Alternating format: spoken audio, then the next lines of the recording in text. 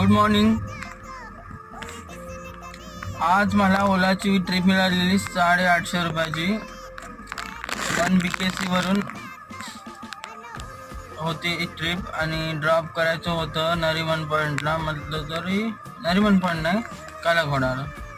आणि ट्रिप झालेली 850 रुपये मला मिळाले आणि कस्टमरकडून ओलाने घेतलेले 1080 रुपये.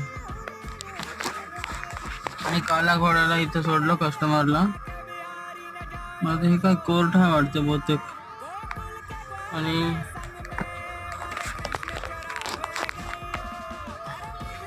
आणि अशी झोप येत होती, बापरे झोप येत होती. ट्रॅफिक भरपूर लागलेली, 1.5 तास होता. माहित नाही आज ओलाने काय जादू केली.